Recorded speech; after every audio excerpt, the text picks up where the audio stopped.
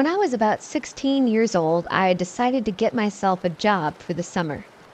This would be the very first job I had ever had, as my mom usually would provide me with money. I was pretty clueless on where to start, so my aunt did the heavy work and found me a job babysitting for one of her customers. She works at a salon, and the customer's name is Jeremiah. Jeremiah is a Nigerian man who always goes there to get a cut. She tells me he's extremely nice, and she presumes he's well off, because he always tips well. I am excited because babysitting for a couple of hours and making good money sounds like music to my 16-year-old ears. So, about a week before I'm supposed to start babysitting Jeremiah's kids for the summer, I meet up with him. He introduces himself to me and wants me to meet the kids on a short trial basis for about an hour a day from Monday to Friday. He agrees to pay $30 for the hour, as he was paying me $10 for each child, and there were 3. I meet with the kids and they seem pretty easygoing. There was a 2-year-old, Felicia, a 5-year-old, Jeremiah Jr., and a 7-year-old named Heaven. All in all, it seemed like it was going to be a good summer, but it wasn't. The first few days of the trial went great. I would come see the kids and take them to the park or play a game with them until I had to go back home. However, on the Friday of that week, it started to get weird. I came to the house as I usually did and greeted Jeremiah and took the kids to the park, as I had been doing for almost 4 days now routinely. However, this day would not be like the rest. Jeremiah calls me 15 minutes into the day, screaming at me to bring back his children. I was terrified that something had happened, so panicking, I pack up the kids and we go back to the house. Once we're in the home, he tells the kids to go to their rooms, and this is where the horror begins. He tells me that I am no longer allowed to take his kids to the park. Confused, I ask why. He explains to me that his ex-wife often goes to the park and watches the kids, and that he's afraid for their safety.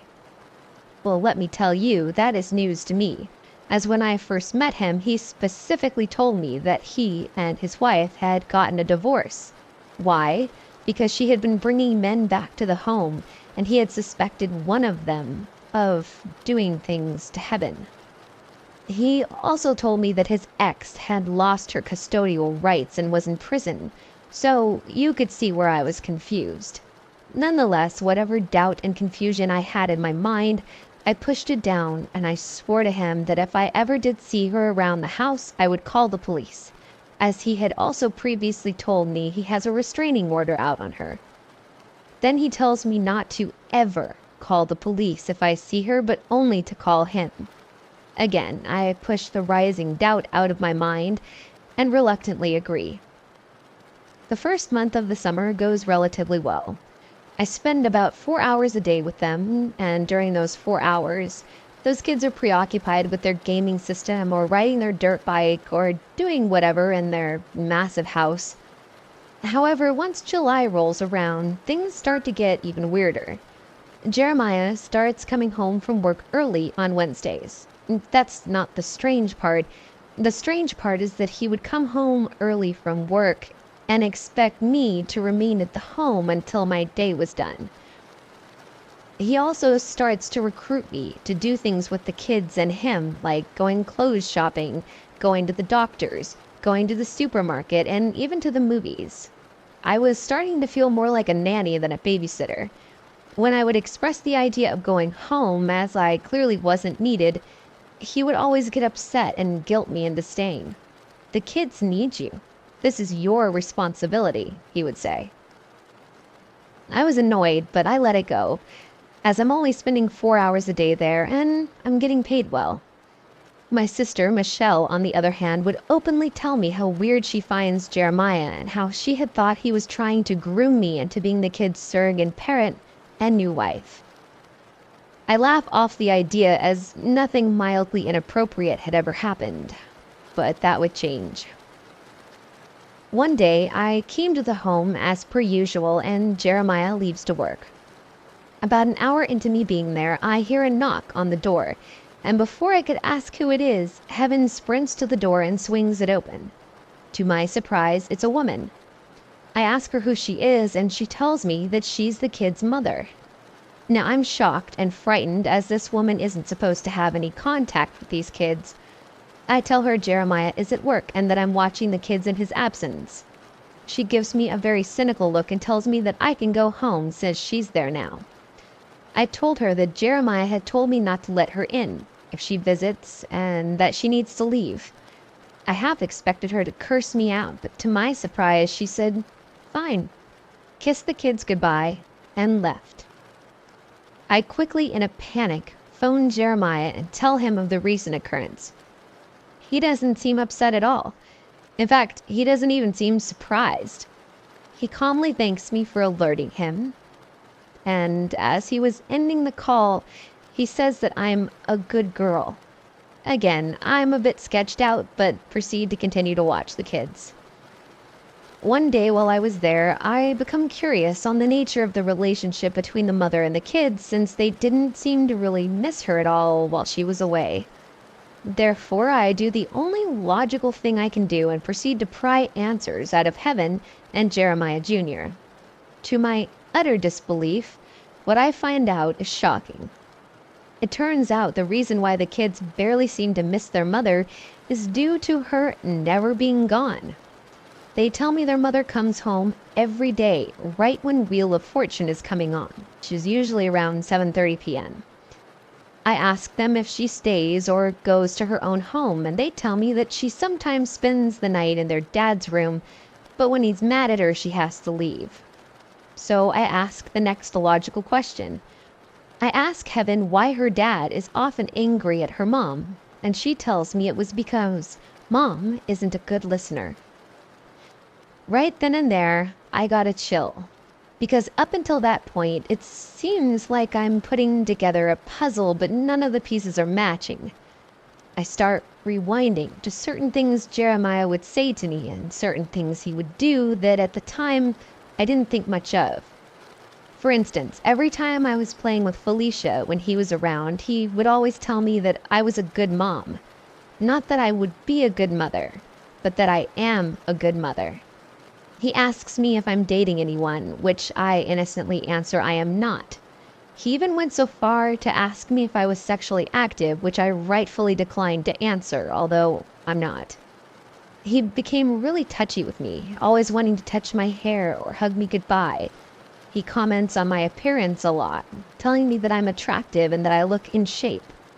He makes me stay later on certain days, even after he's home. I got the feeling those were the days that he had kicked his ex out, if she was even his ex. And last but not least, Jeremiah starts to advise me to come in through the garage and not the front door when I come in the morning. Each time I do, I am greeted by a shirtless Jeremiah who attempts to go in for a lingering hug. I honestly think he wanted something to occur in that garage. He would attempt to keep me there conversing with him in the dark. It was a combination of those things, as well as what the kids tell me, that makes me question the legitimacy of everything he's ever told me. I begin to think that maybe Jeremiah didn't want a babysitter, but that maybe he really did want a new wife, and that he wanted me to be the mother of his kids. As time progresses, I really begin to dread going over there. I would begin to get anxiety even thinking about it. Nonetheless, I still continue to go, not telling a soul what's going on. As time progresses, I find out even worse news. Jeremiah's ex-wife wasn't his ex. They're still married. He apparently abuses her often and is paranoid that she is having an affair with someone, so he sent her away to Nigeria for a month. I learn all of this from the woman in the salon my aunt works at. Not only that, but also that Jeremiah constantly brings women home while the wife is away. She finds out about this because she sometimes pretends to go to work and stays behind to watch for visitors. She has asked him for a divorce, which is why he sent her away. I also learned that he would regularly threaten to kill her if she ever left him. By the time the truth has come out, I am done. I have about a month and some change left, but I tell Jeremiah I can no longer watch the kids because I have to attend basketball camp, which is a lie. He became visibly upset and literally told me that I have to continue to come back. I told him I would not be doing so, and that's when he started to become irate. He called me a slut, and he told me that the only reason that I wanted to leave him and the kids is because I was seeing other men. Mind you, I was 16 at the time with no obligation to watch over his kids or him. I left that day crying, and I didn't come back the next day. My mom asked me why I wasn't working there, and I told her because the job was too stressful. Well, about a week later, I'm up in my room and I hear the doorbell ring. I didn't think much of it until I heard Jeremiah's voice. I crept down to the living room to see him casually sprawled over one of our couches like he lives here. I hear his booming voice directed at my mother. In what I presume to be his authoritative voice, he states, "We need to talk about my girl. She hasn't been to my house in a bit and the kids are starting to get worried. I don't like that. Where is she?"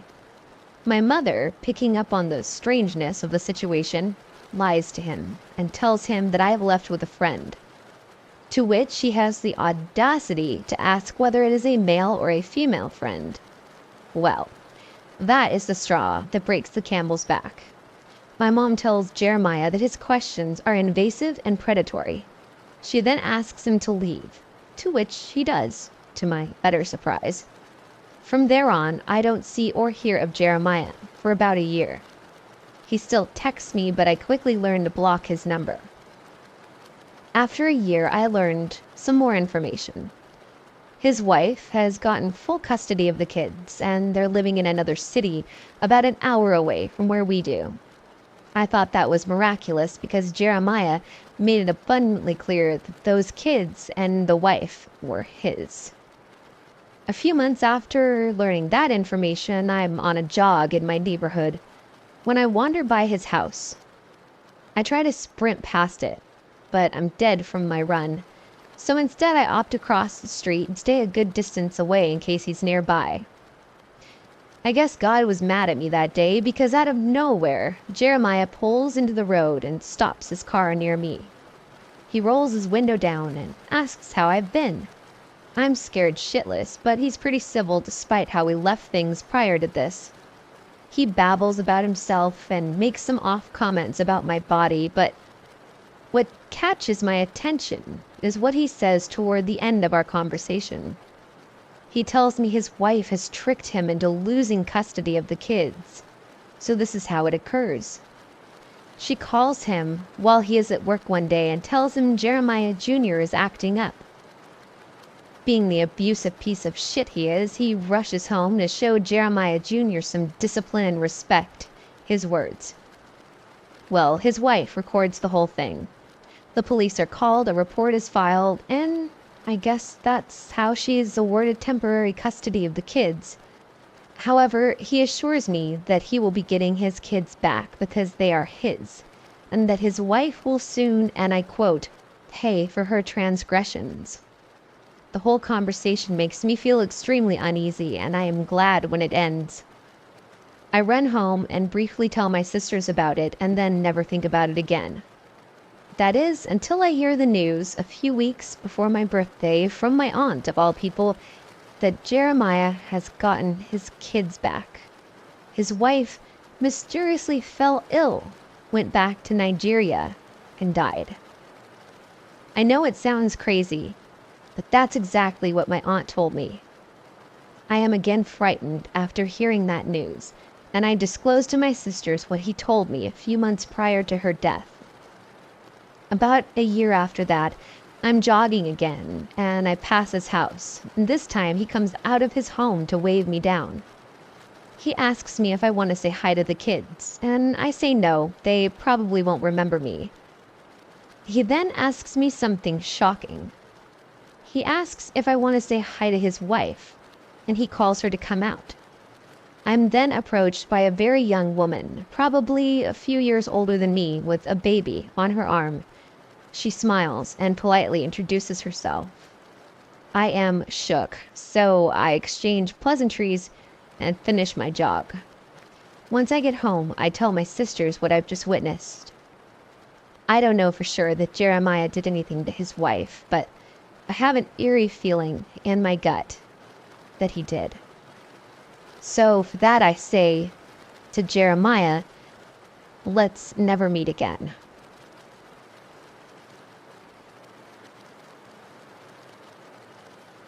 This happened a while back when I was 12 or 13. It was summer, really hot outside, and everyone was wearing dresses, shorts, tank tops, sandals, that kind of thing. Where I'm from, it's normal for kids to take public transportation to and from school as opposed to being driven or taking the school bus, which isn't even a thing here. As it was so hot, I wore a tank top and a wrap skirt that I borrowed from my mom. I was a teen, but still young enough where you think your parents are cool and not weird. And I really liked this one of my mom's. It was green and it was long. Definitely nothing seductive about it. And if you can picture the words 12 to 13-year-old and seductive in one sentence without cringing, you're a creep. Anyway, I was heading back from school, which always ended at 3 p.m., and I just got off the bus, with about 5 to 10 minutes of walking home in the residential area left to go. It couldn't have been much later than, say, 3:30, so broad daylight, and a bunch of people were milling around, getting home from work, going to do their groceries, that sort of thing. As I'm about to cross the road from the bus stop to go home, a car stops for me. It's a very typical make for this part of the world, a nondescript kind of beige color. Not too new, not too old. There's a dude driving the car and no one else in it. He greets me with familiarity. "Hi, how are you?" Now, I've been brought up to be polite, so I answer, "I'm okay, thank you." He's still in the car, behind the driving wheel, engine running. "You look really nice today." "Thank you," I say. "You don't remember me, do you? I'm a friend of your dad's, from work. I'm just driving down to have some coffee at your place. Hop in, I'll give you a ride home." Now, I've been raised well, and I don't want to be rude, but I've also been raised to apply critical thinking and to listen to my instincts. "Thank you for the offer, but I'm fine, I can walk." The guy is sort of nondescript too, maybe in his late 30s, early 40s, about my dad's age. Brown hair, normal clothes. He absolutely could have been my dad's friend. My dad's quite social, and there are a lot of couples and colleagues he knows that he hangs out with. There are a lot of people that know me and my siblings that I've never met since I was small. I've always had a really bad memory for faces anyway, and I think to myself, maybe I do know him. But the red flag at the back of my mind is waving frantically, and I'd rather be rude than dead. "Oh, but it's no hassle for me," he says. "I'm going your way anyway. Just hop in, we'll be there in a flash." In my 12 to 13-year-old brain, two parts of me are arguing.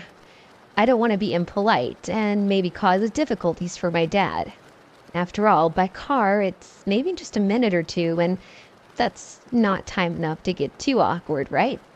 I don't want to insult someone I do know, just can't remember by not recognizing him.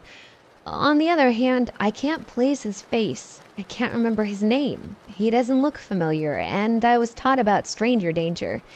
I also have a hefty amount of my own aloofness and self-preservation to go along with it. Even at 12 or 13, when I listened to my gut, I often felt rude afterward, but that was the extent of the trauma.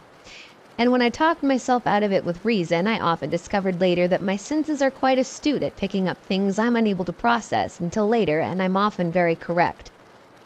So I muster my courage, knowing I'll probably be embarrassed later because I didn't know my dad's good friend, and say, "I'm so sorry, sir. I don't mean to be rude, but I don't recognize you. Once I get home, if you're having coffee with my dad, I'll apologize. But I really would feel better just walking home." The dude says nothing. His expression goes cold. Have I really offended him? And then he quickly rolls up his window and drives off, totally not in the direction of where my dad lives. That alerted my red flag to military parade in Turkey levels of activity, but also flooded me with relief that I decided not to be polite. It was only once he was out of view that I thought I should have tried to read and remember his license plate. I decided to take a very much roundabout way to get home, just in case. While walking, I talked myself into believing that I'm just paranoid and that it was completely unnecessary. I get home, and of course, there is no visitor there. I was a distracted kid and very well able to gaslight myself on my own, so by the time I got there, I decided the whole exchange was unimportant and almost forgot about it in a couple of weeks. It's not until years later that it suddenly dawned on me that I absolutely should have told my parents, and I probably should have reported it. That was not normal behavior, and it was potentially dangerous. I got out all right, because I've always been a kid with a healthy amount of self-preservation, but God knows, maybe he tried it again, with the more naive kid. I try to play safe myself, thinking maybe it was his first ever attempt, and maybe my paranoia persuaded him that it was too big of a risk. Not likely, but possible. God only knows what would have happened to me if I had gotten into that car. He was not somebody that I know, but at the same time, he wasn't trying to hide his face at all, which might mean all sorts of things, from really just being socially awkward and trying to be helpful, all the way to you won't be in a position to tell anyone ever again anyway, so who cares? And the scariest thing of all is that this isn't something that happens in the dark, in secluded, nasty places. It was full daylight, and people were around. Though no one was in direct hearing range, it wouldn't have looked strange to anyone at all as long as the exchange hadn't taken too long and there was no violence involved.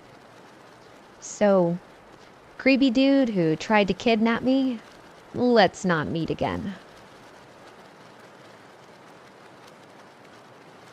This happened in 2016. While I was at university in a big city, I lived with 4 friends in student housing. The house was a 3-story building with the kitchen, living room, and one of the bedrooms on the bottom floor, 2 bedrooms and the bathroom on the second floor, and the final 2 bedrooms on the top floor. My bedroom was on the second floor, directly above the living room and kitchen. This is important for later.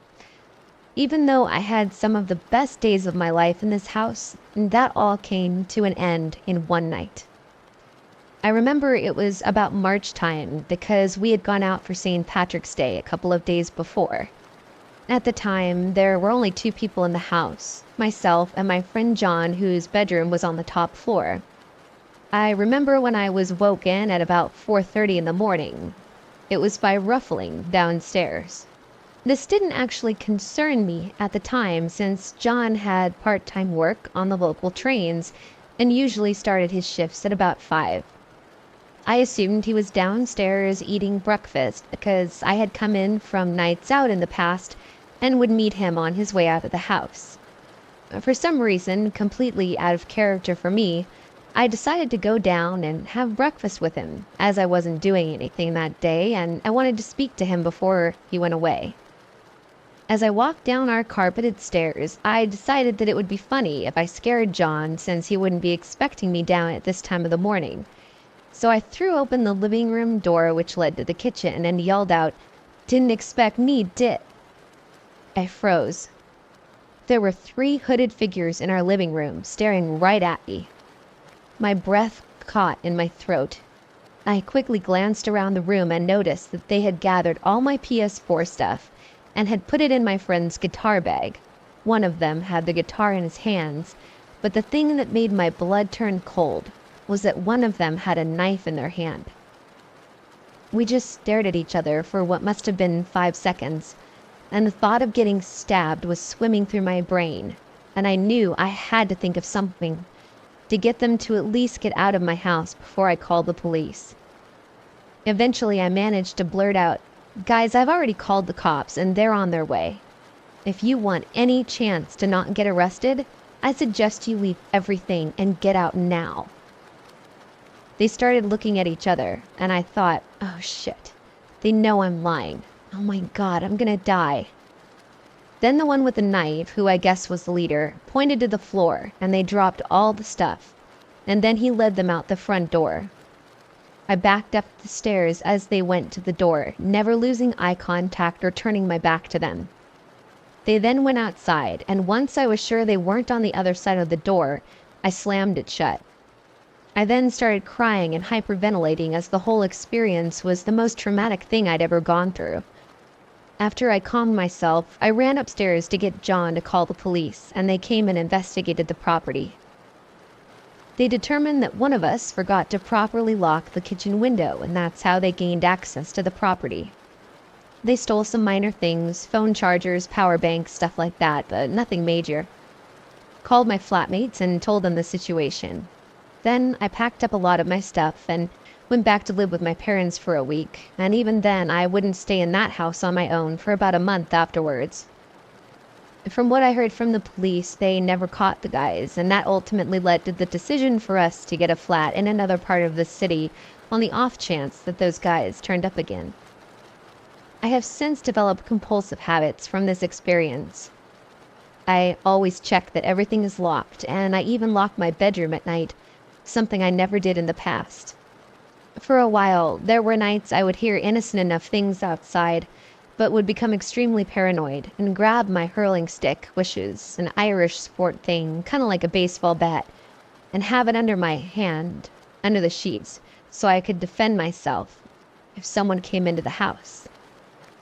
I still have nightmares about how that scenario could have played out differently, and it messed me up for at least 6 months afterwards. If you go to university and you don't know the area very well, always take precautions to make sure you're safe. And hooded guys, let's never meet again.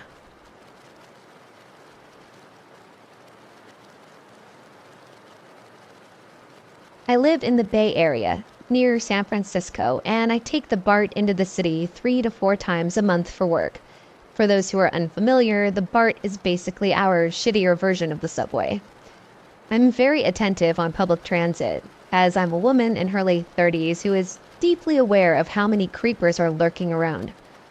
I always wear earbuds, but I never have music playing, so I can hear what's going on around me, but I have a reasonable excuse not to engage in conversations with strangers.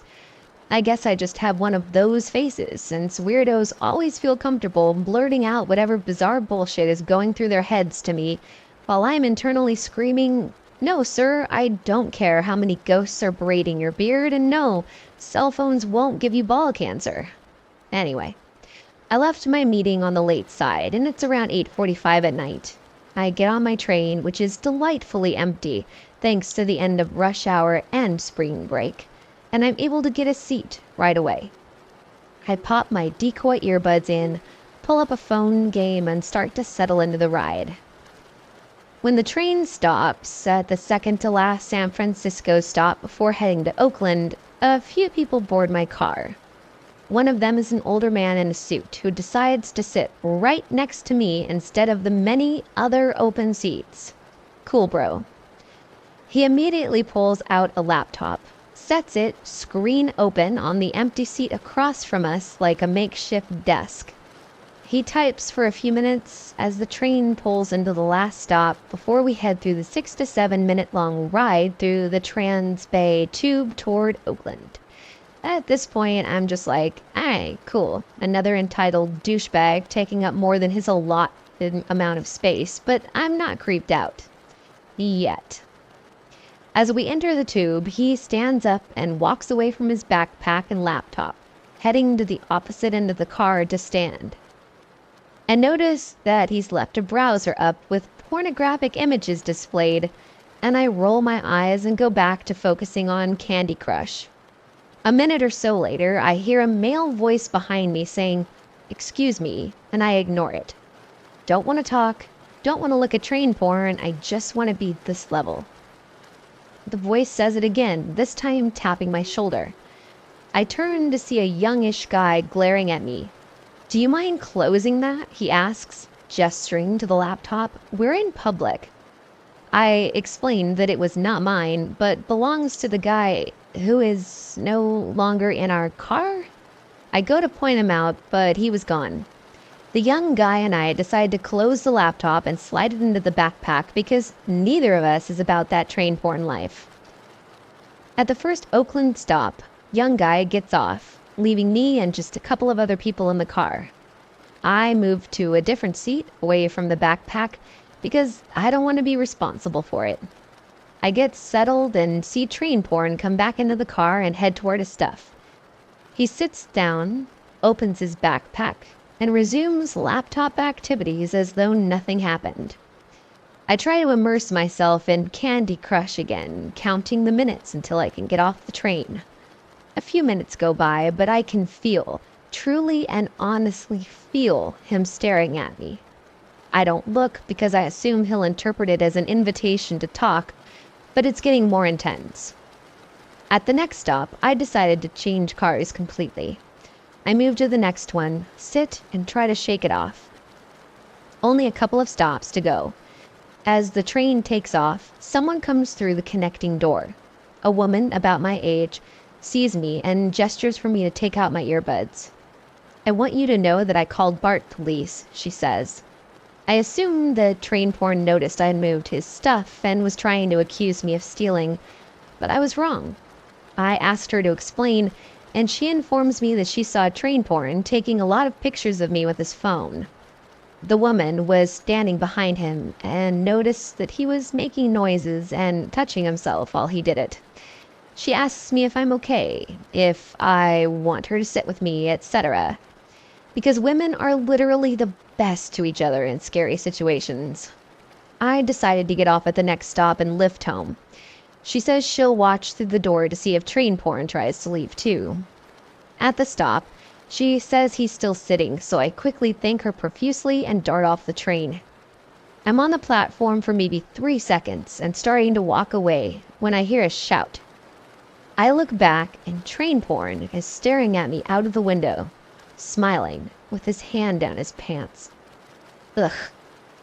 Thankfully, the train departed with him still on it. I ran up the stairs, called my boyfriend, and he came to pick me up. I told the station agent what had happened, and she said I could wait at her booth until my ride arrived, which I gratefully did. I know this isn't necessarily life-threatening and nothing quote-unquote happened to me, but it also kind of did. I felt so violated. I reported it to BART police, but let's be real, nothing's gonna happen. Now I'm just feeling extremely angry with a hint of bloodthirst for the man who took my pictures, so train porn, I hope we never officially meet, but if we do, I hope it's in a boxing ring where I can teach you a lesson about perving out on non-consenting people.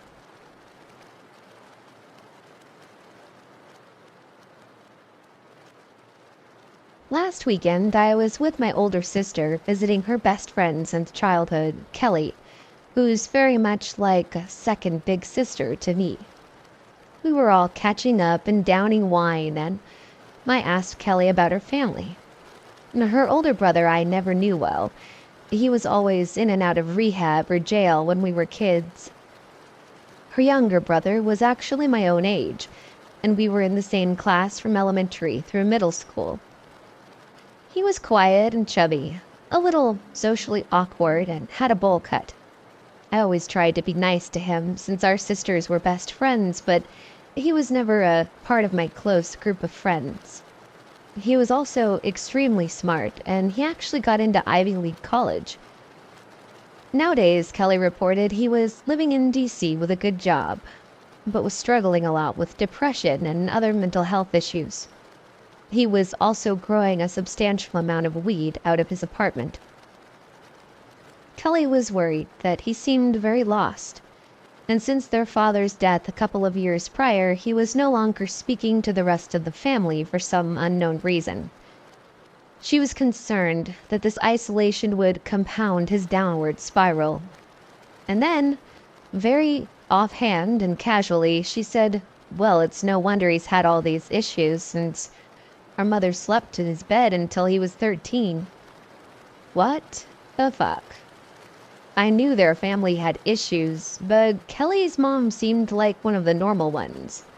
My sister asked if Kelly was saying that her mom had sexually abused her brother.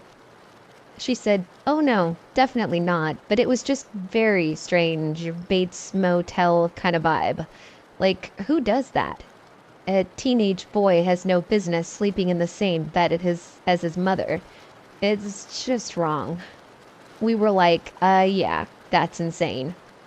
So I started flipping through my memory Rolodex of when we were kids to see if there were any signs. My sister asked what he was like at school and how come we weren't close. And then it hit me. It was a memory from childhood that I had filed into the back of my brain archive. One that, before that moment, I had never mentioned to another living soul. Flashback time. We were in maybe the 3rd grade, and we were at our community pool in the very deep end. We were playing sharks and minnows, just the two of us. Somehow, there wasn't anyone else there. The lifeguard had stepped away, which was also unusual. I remember Kelly's little brother jumping off the diving board and me racing to the other side of the pool. He was trying to catch me, as was part of the game we were playing. We were both laughing. Everything seemed normal. He caught up to me and went to playfully dunk me under the water, which is a signal that he had won that round. But after a few seconds, I realized that he was still pushing me down. I double tapped his hand as if to say, "Hey bro, let me up." But instead, he brought his legs up to his chest and put his feet on my head. Then he straightened out his legs, pushing me down several more feet. I started to panic and tried to break away, but his feet were vice gripped to my head, and any time I tried to move out from under him, he would bring his leg up and push me right back down again. He was actually standing on my head. Finally, I jabbed my nails into his legs as hard as I could and scraped them across his flesh. He screamed and loosened his grip. I couldn't get to the surface fast enough. My lungs felt like they were on fire. Finally, I was above the water and choked for air like I was having an asthma attack. I turned to look at him, ready to unleash some serious rage for what he had just pulled. At the time, I still thought it was just a bad prank that had gone too far. But that was until I saw his face. Totally emotionless, totally expressionless, just staring at me. I expected him to start profusely apologizing, but he just sat there, holding onto the wall with a blank stare. It was like he was observing me, waiting to see how I was going to react. Looking back now, it felt like he tried to drown me as some kind of sick science experiment. I was so mind-fucked by all of it that instead of yelling at him, I just sort of stared back. At some point, I just turned around and casually made my way to the edge of the pool and climbed out. He never said a word. I have no idea why I didn't run to find an adult or call my parents or ever tell them or even any friends. I think I just very much wanted to pretend like it had never happened. I had no idea how to remotely handle what happened to me that day, so I just never did. So, Bates Motel mama's boy who's probably a serial killer now, let's not ever meet again. Because now I remember, and I will tell everyone.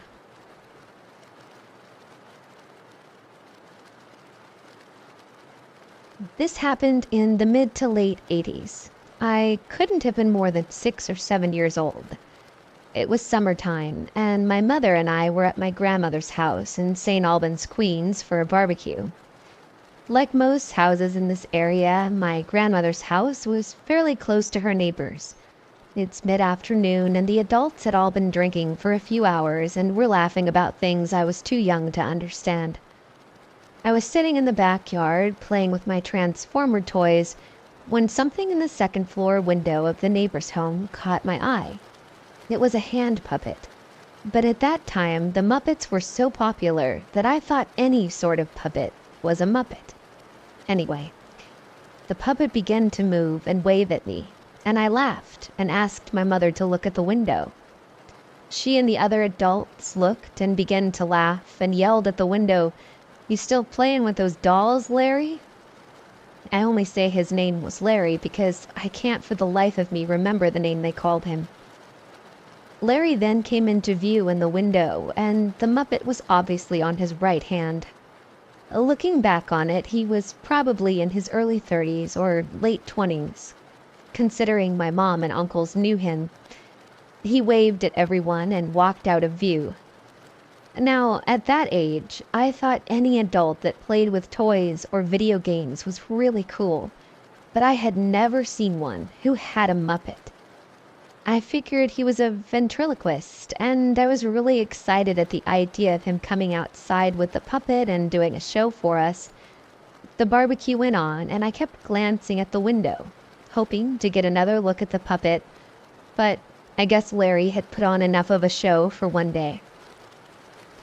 The barbecue proceeded as usual, and by the evening, people were beginning to leave, while others went to get more alcohol. My mother told me that we were staying at my grandma's tonight because she didn't want to drive home. I began to feel tired, so I went down to the basement to get in the pull-out bed I slept in when we stayed overnight. The basement had several rectangular-shaped windows that were placed right below the basement ceiling. My cousins and I liked to look out these windows because we had to climb on furniture to get to them, and because the windows were so low to the ground on the outside that we could spy on what was happening around the house without being detected. I turned off all the lights in the basement and climbed into bed. The adults all seemed to be upstairs in the kitchen and living room, and once I heard music playing, I knew it would be one of those nights. I was in bed and nearly asleep when, in my peripheral vision, I detected something outside the basement window across from me, peering down at me. Once my eyes adjusted a bit, I could make out the white and bulbous-shaped eyes, right above an unnatural, wide smile. I was petrified, but after a few seconds, I realized that this was the Muppet from earlier in the day.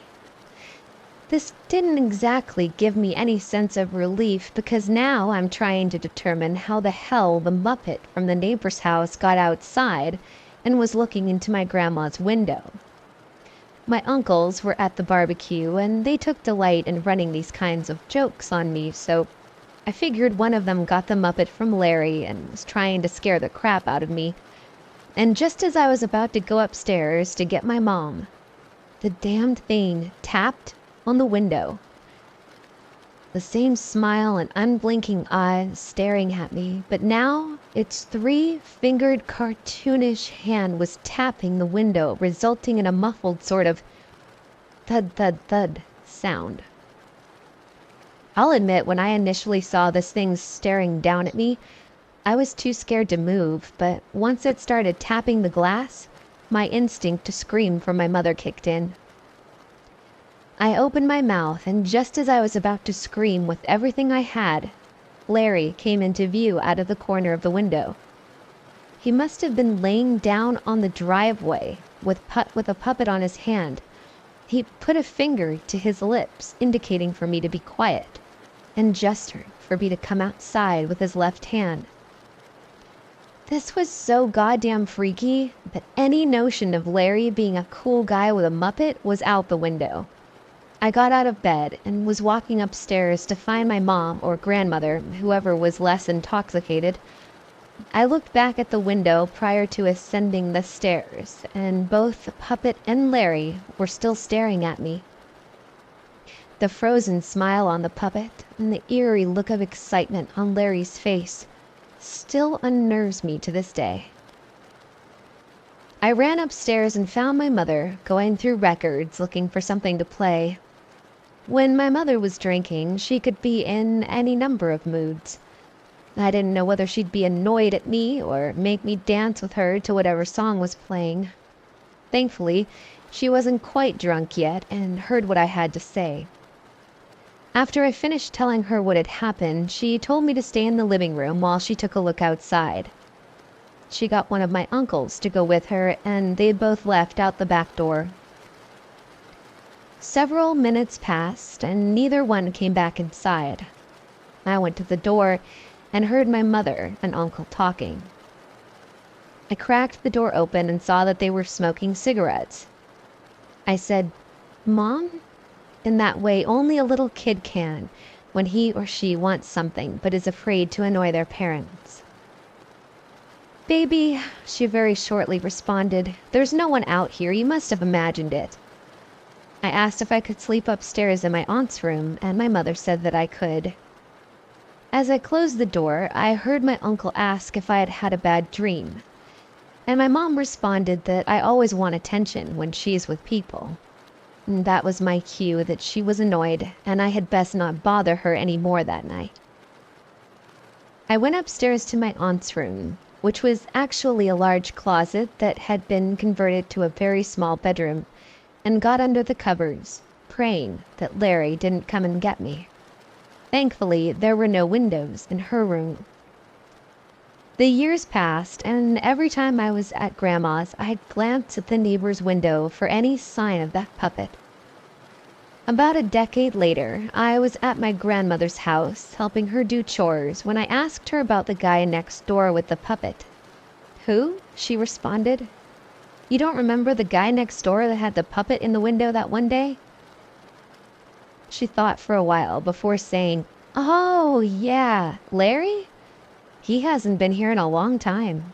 He got in big trouble for doing something to his younger cousin and moved down south." Wow. I was suddenly that scared little boy, lying in bed in my grandmother's basement, staring at two sets of eyes, staring back at me, wondering what the hell would have happened had I gone outside. Thankfully, I'll never know.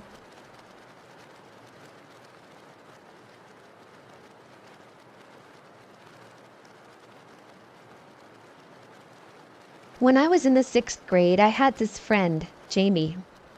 At school, I didn't notice too much out of the ordinary about Jamie, but now looking back, I realized that she faced a lot of hardship. She would tell me things like how she had a fungus on her feet from not wearing clean socks, and that she constantly got headaches because of her eyesight. She probably should have had glasses. For some reason, none of this ever set off any red flags in my 11-year-old brain, and so I jumped at the chance to come to her house for a sleepover. Jamie invited me to come over at the beginning of the school week. It was only after I received this invitation that she started to tell me more about her home life. She lived in a duplex with her mom and teenage brother. Her dad lived on the other side of the duplex. Her parents were divorced. I thought it was weird that the dad still lived in the same house as the mom, even though they were divorced, but I didn't press the matter. Jamie went on to tell me that her father had recently held a gun to her brother's head during a heated argument. This immediately set off alarm bells in my head. I had never been around guns before, but again, my 11-year-old brain didn't think to tell my mom about what Jamie had told me. I was just excited to be going to a sleepover. Friday rolled around, and my mom dropped me off at Jamie's house. The neighborhood was pretty run down, but not terrible. I walked into the house and met Jamie's mom. She was super nice and welcoming. And Jamie's dad was also there, and I was a little afraid of meeting him, but all of that was forgotten as Jamie and I went outside to play in the woods in her backyard.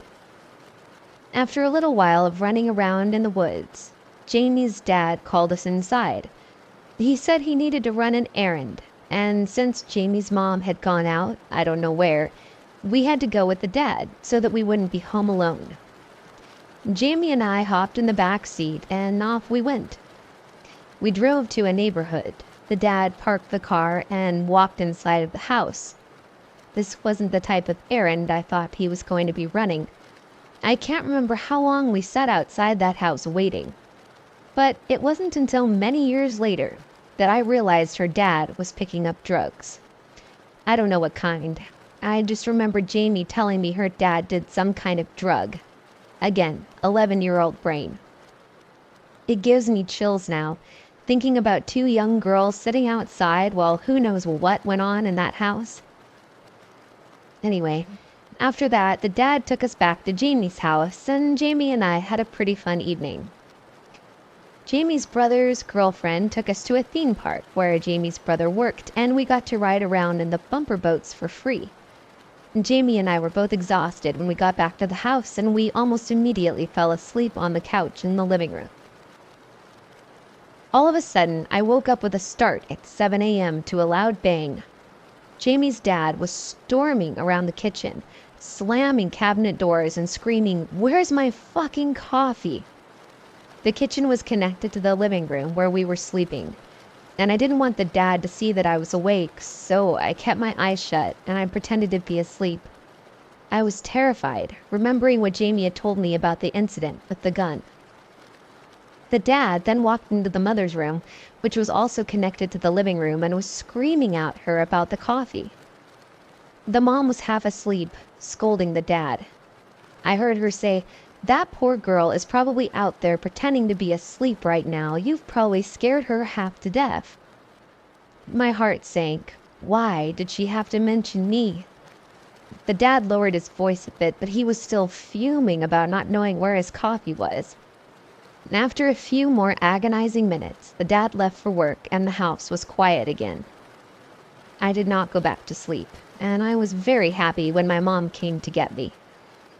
It was only after my mom picked me up and we were home that I told her about everything, from the toe fungus to the gun incident to the coffee incident.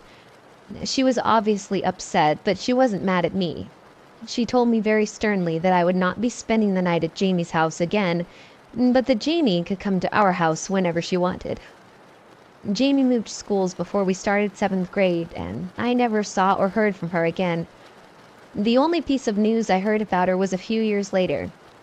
I was in high school at this point, and my mom found a newspaper article that stated Jamie's mom had set their duplex on fire in order to get insurance money, and that Jamie's mom had been arrested. There was no mention of Jamie or her father. So suffice it to say, Jamie, wherever you are, I really hope you're okay. And Jamie's dad, and probably her mom too, let's never meet again.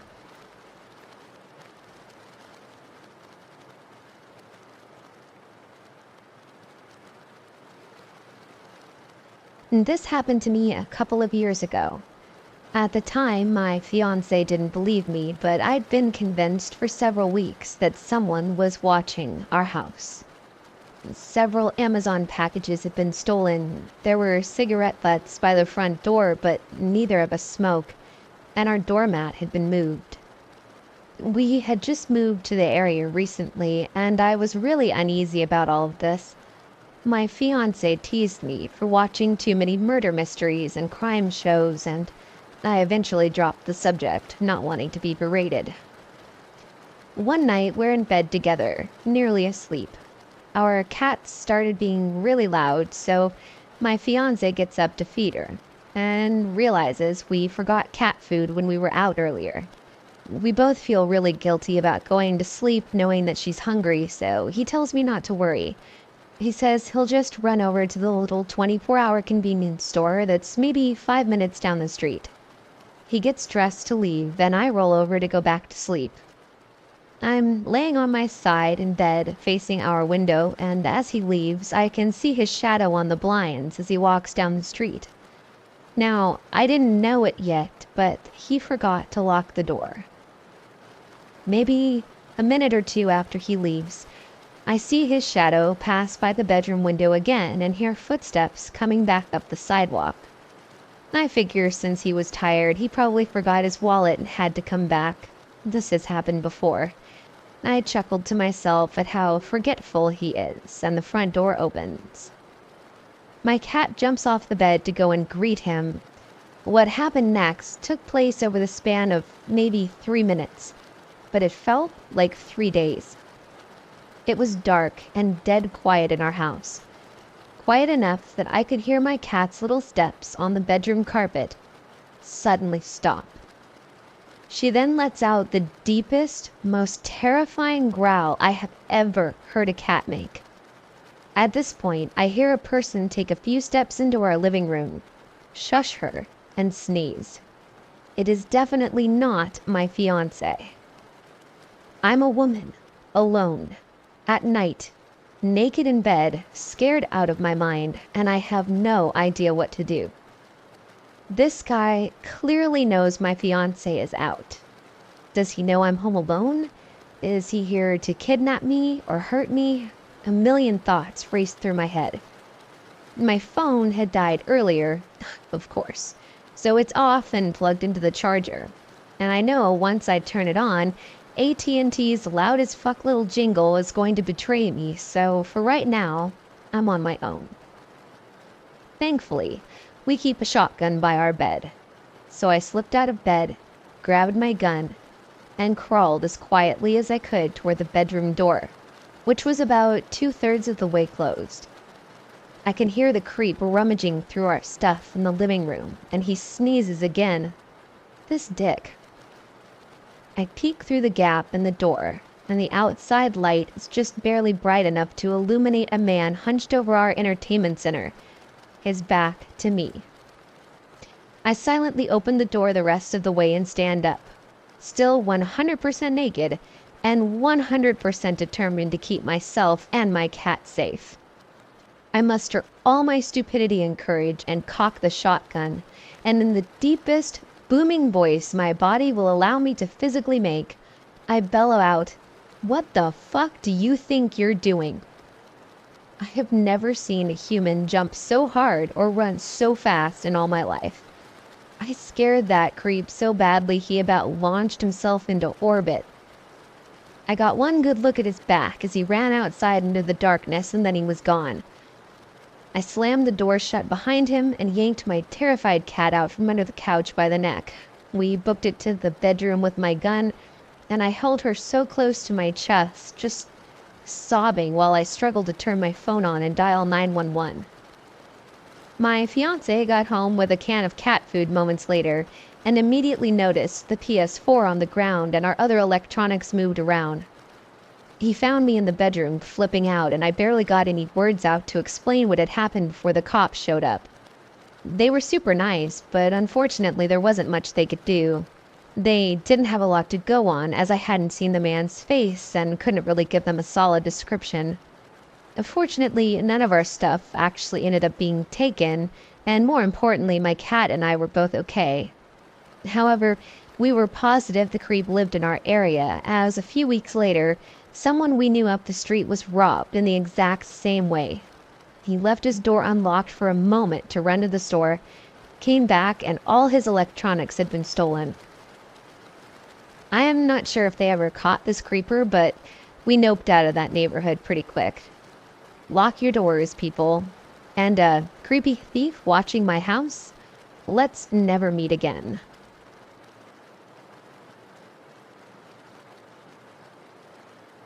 This happened when I was around 10. I live in a relatively small county, and it only took a couple hours' drive to get from my house to my aunt's house, which was in another county. This story starts off with me and my mom driving home from my aunt's. We were driving on a country road when this battered-looking minivan started driving in front of us at a roundabout. We were the only two cars on the road. There were gardening tools and a tarp in the back window. It was clear immediately that the driver was either drunk, high, or a fucking idiot. They were repeatedly swerving out of their lane like they were a video game protagonist. It was a hot day, so both of our cars had the windows down so we could hear what sounded like a sermon blasting from their radio. We drove behind them for roughly 7 minutes with my mom muttering about the state of the country. The minivan abruptly stopped in the middle of the road, which roughly pissed off my mom. The driver did an illegal U-turn, during which two things happened. I saw the driver's face. He was a skinny, middle-aged man with dirty yellow hair and a beard. and we both got a look at each other's license plates.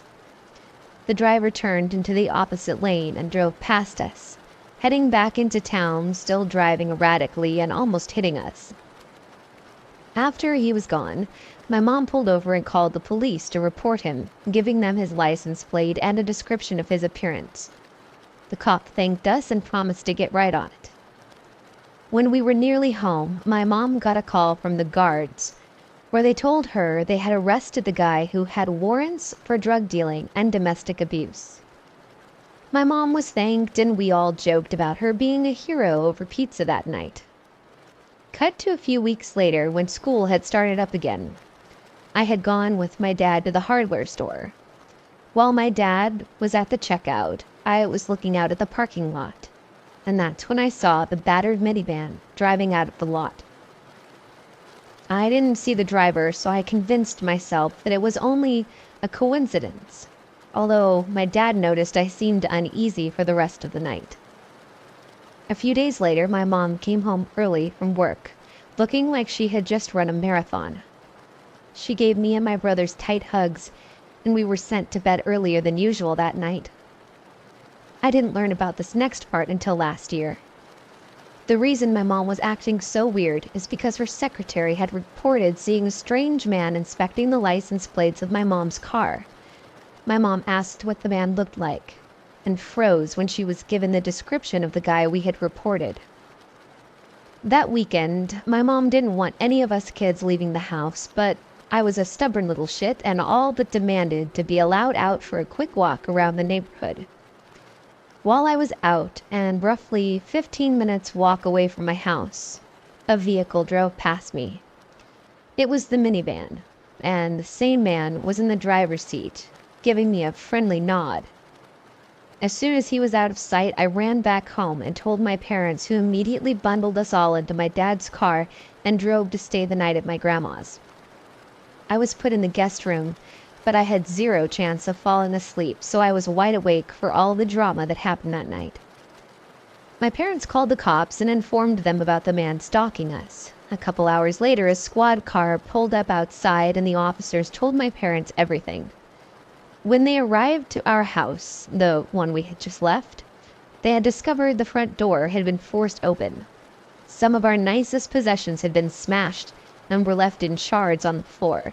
But that's not even the worst part. No.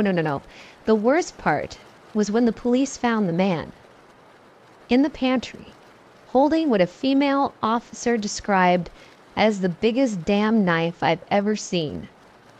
We spent the next few days at my grandma's while my parents handled all the legal business. The man was sentenced to life in a psychiatric hospital, and none of us have seen him since. I dread to think what would have happened if I hadn't gone for a walk that day.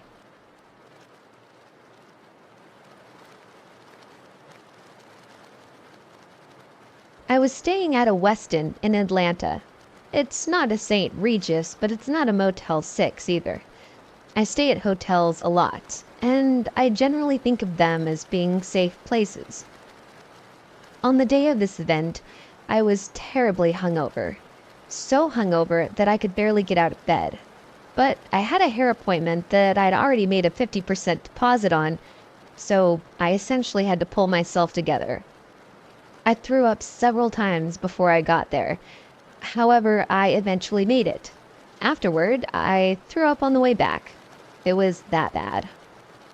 When I made it back to the hotel, it was between 5 and 6 o'clock at night. It wasn't even nightfall yet. I got on the elevator to go up to my room, and it was packed with people. I was visibly sick, sweating, and trying to prevent myself from throwing up in a crowded elevator. I couldn't hold it in long enough to make it to my floor, so I got off at the first chance. I was on my knees, puking into a trash can by the elevator before the doors even closed. While puking, I noticed a man hovering behind me. He was well dressed and about 45 to 50 years old. Out of embarrassment, I apologized for throwing up in public in between heaves.